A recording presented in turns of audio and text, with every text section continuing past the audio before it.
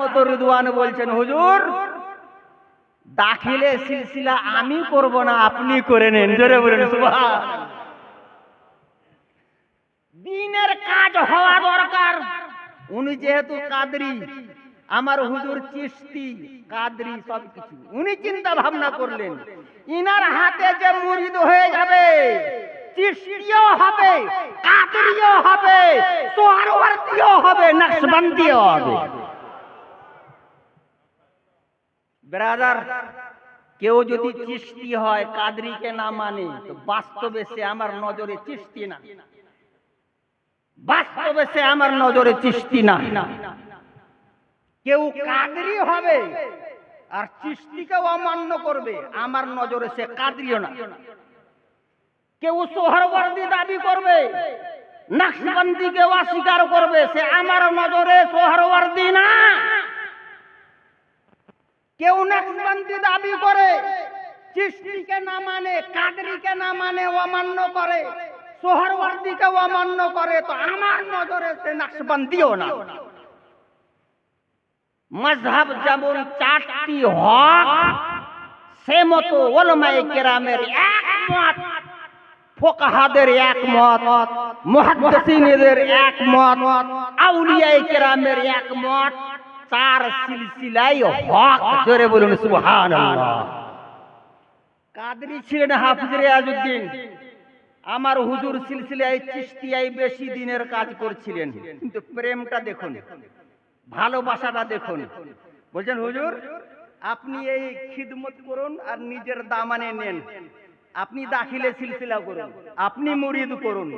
দেখুন, ये তো হুজুর হাফিজ রিয়াজউদ্দিন আলাইহির রহমত ও রিদওয়ান এবং আমার পীর মুর্শিদের মাঝখানে মহব্বত, সব সময় হুজুর রিয়াজউদ্দিন আমার পীর মুর্শিদকে এগিয়ে রেখেছিলেন। জোরে বলুন সুবহানাল্লাহ। কারণ উনি ওয়ালি ছিলেন আর জানতে পারতেন যে হুজুর মাসরুর মিয়া ওয়ালি ইবনে ওয়ালি এবং আলে নবী আওলাদে আলীও ছিলেন। জোরে বলুন, ওনার নজর দেখুন সুবহানাল্লাহ, মাশাআল্লাহ, ঠিক কিনা? আর একটা কথা শুনবেন, হুজুর মুজতবা মিয়া আলাইহির রহমতুর রিদওয়ান আশরাফি সিলসিলার না হুজুর, হুজুর কাদরি মিয়ার বাবা হুজুর মুজতবা মিয়া আলাইহির রহমতুর রিদওয়ান আশরাফুল আউলিয়া জিনার খেতাব। হ্যাঁ, আমার শোনা গুরুত্বপূর্ণ লোকদের মুখে শোনা কথা বলছি। আমি এমনিতে শোনা কথা তাড়াতাড়ি বলি না, আমি যেখানে বক্তব্য রাখি হাদিস এবং কোরআন থেকে প্রুফ নিয়ে বলি।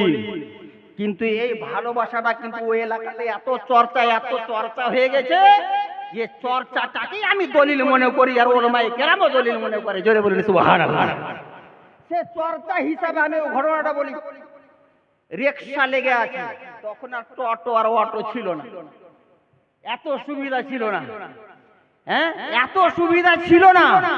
রিকশা দাঁড় হয়ে আছে তালতলায়, হুজুর মুজতবা মিয়াও আছেন আর আমাদের পীর মুর্শিদ হুজুর সৈয়দি মুর্শিদি মাসরুর আহমদ করিমি চিশতি আলাইহি রহমাতুল্লাহ বারিও আছেন।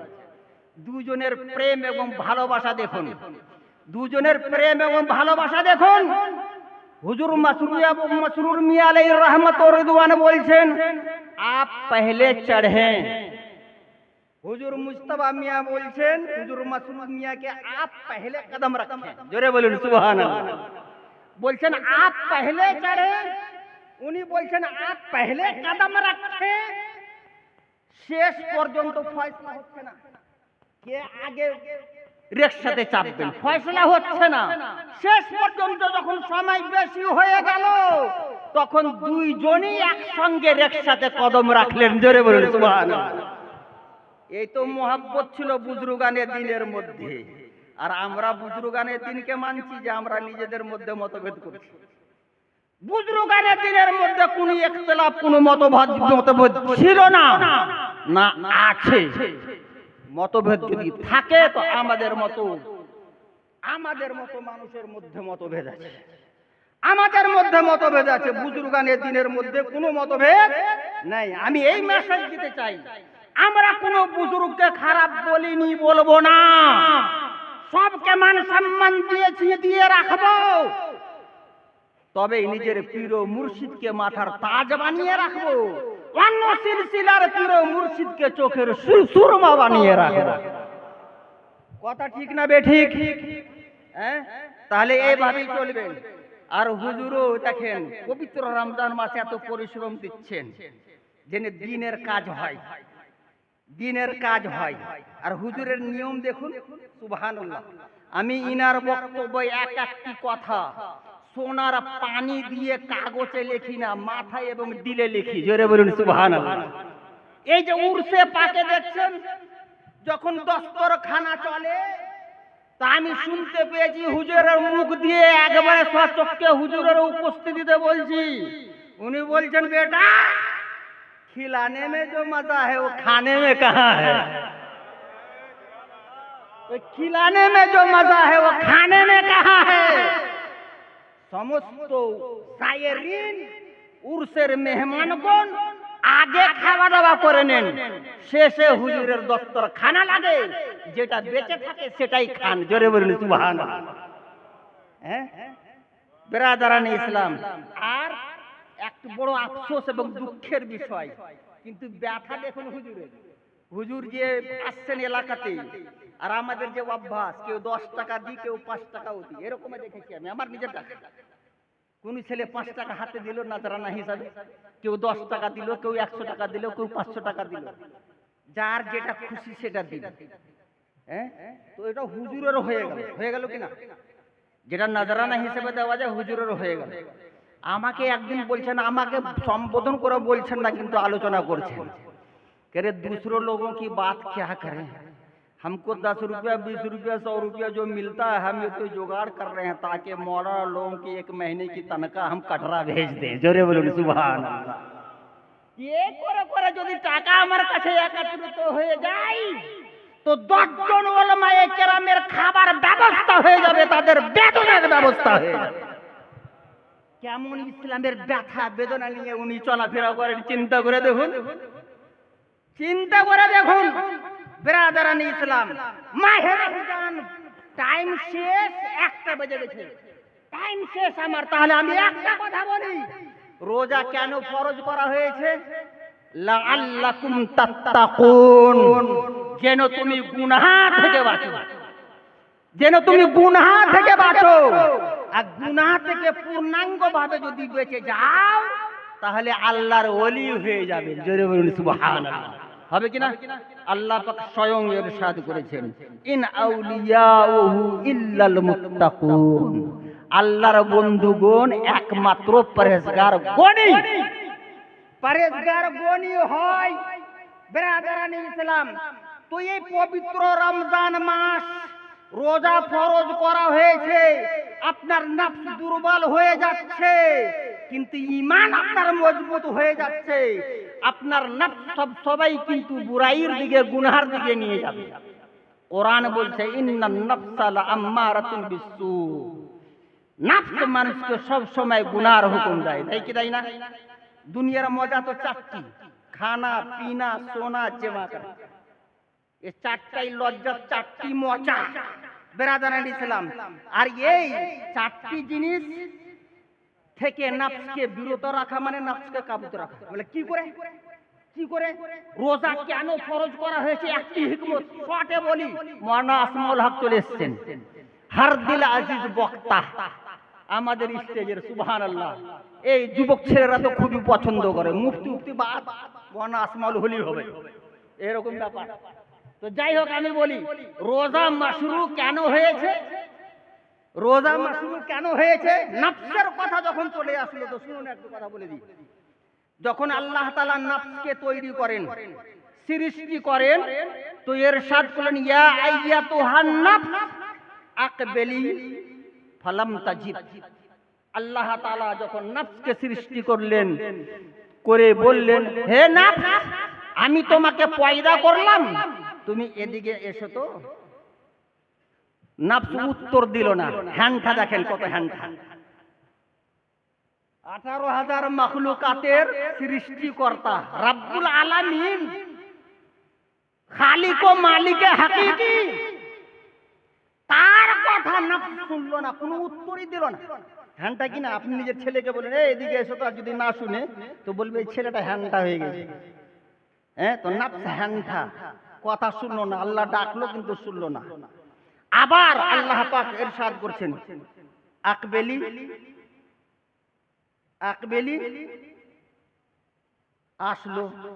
আসার পরে বলছে আল্লাহ পাক ইরশাদ করছেন আচ্ছা বলো তো মান আনতা ওয়া মান আনা, তুমি কে এবং আমি কে, বলো তো তুমি কে এবং আমি কে।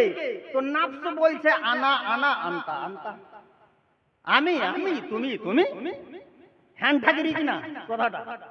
হ্যাঁ, আল্লাহ পাক ইরশাদ করছেন, জিজ্ঞেস করছেন যে নফস বলো আমি তোমাকে তৈরি করেছি, সৃষ্টি করলাম, আর তোমাকে ডাকলাম তুমি উত্তর দিলা না, আবার উত্তর দিছো তো এইভাবে দিচ্ছ যে আমি আমি তুমি তুমি, কেউ না।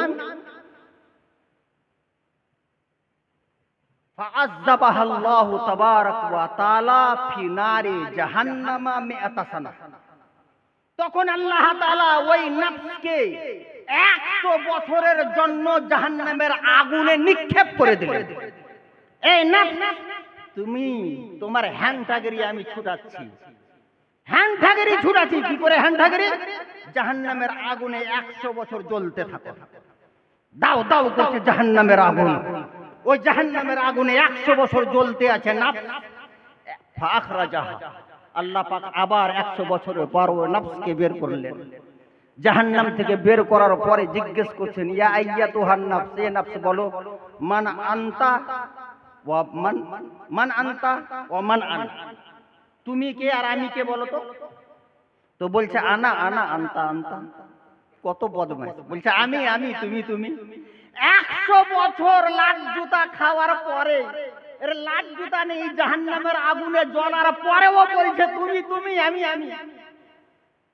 আল্লাহ পাক রাগান্বিত হয়ে আবার আযাবাহা আল্লাহু তাবারাক ওয়া তাআলা ফি নারিল জুএ মিআতা সানাতিন। আল্লাহ পাক তখন খিদার আগুনে 100 বছরের জন্য নিক্ষেপ করে দিলেন। জোরে বলুন আল্লাহু আকবার, জোরে বলুন আল্লাহু আকবার। 100 বছরের জন্য খিদার আগুনে ফেলে দিলেন আল্লাহ পাক। 100 বছর পর বের করলেন। বের করার পরে আবার জিজ্ঞেস করছেন মান আনতা ওয়া মান আনা, এবার নফস বলো তুমি কে আর আমি কে। তখন নফস বলছে যে আনা আব্দুকা দাঈফ ওয়া আনতা রাব্বুনা। জোরে বলুন সুবহানাল্লাহ। বলছে তুমি আমার রব আর আমি তোমার দুর্বল বান্দা, আমি তোমার কমজোর বান্দা। 100 বছর আগুনে জ্বললো, সোজা হলো না। 100 বছর খিদার আগুনে পড়ে থাকলো, তারপরে সোজা হলো, তারপরে সোজা হলো। তো নফসকে সোজা করার জন্য আল্লাহ পাকে রোজা ফরজ করেছেন। যারা বলুন সুবহানাল্লাহ। এই নফসকে কাবু করার জন্য রোজা ফরজ করেছেন। নফস আপনার মজবুত হবে, গুনার দিকে নিয়ে যাবে, গুনার দিকে নিয়ে যাবে কিনা। এই জন্য রাসূল পাক হাদিস পাকে ইরশাদ করেছেন মানিস্তাতা মিনকুমুল বাআতা ফালইয়াতাযাওয়াজ ফাইন্নাহু আগাদ্দু লিল বাসার ওয়া আহসানু লিল ফারজ। হাদিসে পাক। এই যুবকরা শুনো, তোমাদের ভিতরে যদি ক্ষমতা থাকে, শক্তি থাকে বিয়ে করার, যদি বিবির হক আদায় করতে পারো সব দিক দিয়ে, তাহলে বিয়ে করে ফেলো। বিবাহ এমন জিনিস আছে মানুষের নজরকে নিচুতে করে দেয়, লজ্জা স্থানের হেফাজত করে দেয়, করে কিনা, গুনাহ কমে যায়। ওমান লাম ইয়াস্তাতি আলাইহি, আর যে নিজের স্ত্রীর হক আদায় না করতে পারে ফাআলাইহি বিসাওম ফাইন্না লাহু ওয়াজাউন বিহ, তাহলে তার প্রতি জরুরি সে যেন রোজা রাখে। রোজা রাখে, রোজা রাখলে নফস মরবে, নফস কষ্ট পাবে, গুনাহ কম হবে, তাই না। এবার রোজা ফরজ হওয়ার কারণ বুঝে গেছেন, রোজা ফরজ হওয়ার কারণ বুঝে গেছেন বেরাদারানে ইসলাম। আয়াতে কারিমা পাঠ করেছিলাম ইয়া আইয়ুহাল্লাযীনা আমানু কুতিবা আলাইকুমুস সিয়াম কামা কুতিবা আলাল্লাযীনা মিন ক্বাবলিকুম লাআল্লাকুম তাত্তাকুন। রোজা এই জন্য ফরজ করা হয়েছে যেন তোমরা মুত্তাকি হয়ে যাও। এক মুত্তাকির উরসে হাজির হয়েছেন, এক মুত্তাকি এখানে বসে আছে, ওলামায়ে কেরামের নুরানি কাফেলা বসে আছেন আপনাকে এই শিক্ষা দেওয়ার জন্য গুনাহ থেকে বাঁচান। নিজেদের মধ্যে মোহাব্বত কায়েম করো। কেউ কাউকে ছোট নজরে দেখবে না, যে কোনো সিলসিলার হোক না কেন। কেউ কাউকে খারাপ মনে করবে না, কেউ কারো বিরোধিতা করবে না। রমজান মাসে বিশেষ করে গীবত, নিন্দা, মিথ্যা বলবে না, নচেত রমজান মাসের রোজার নূর শেষ হয়ে যাবে। নূর শেষ হয়ে যাবে। একটা মানুষকে ভালো কখন লাগে? যদি পোশাকে থাকে, লেবাসে থাকে তো ভালো লাগে কিনা? আর ওই মানুষকে যদি উলঙ্গ করে দাও তো মানুষ ওকে দেখে পালাবে। পালাবে কি পালাবে না? একটা লোককে উলঙ্গ করে দাও তো মানুষ তাকে দেখে পালাবে, এর ভিতরে কিছু নেই। তো রোজার নূর হলো গুনাহ থেকে বাঁচা। তো রোজার মধ্যে যদি নুরানিয়ত নিয়ে আসার মন থাকে তাহলে আমাদের সাহেবে সাজ্জাদাকে ফলো করুন। যে রাস্তা হুজুর হাফিজ রিয়াজউদ্দিন আলাইহির রহমাতুর রিদওয়ান চলেছেন সে রাস্তাকে ফলো করুন। যে মোহাব্বত এবং মেসেজ হুজুর রিয়াজউদ্দিন এবং হুজুর মাসরুর মিয়া আলাইহির রহমাতুর রিদওয়ান আপনাদেরকে দিয়ে গেছেন, সেই মেসেজটাকে সব সময় মাথায় রেখে থাকুন। ওমা আলাইকা ইল্লাল বালাগ। আসসালামু আলাইকুম ওয়া রাহমাতুল্লাহ।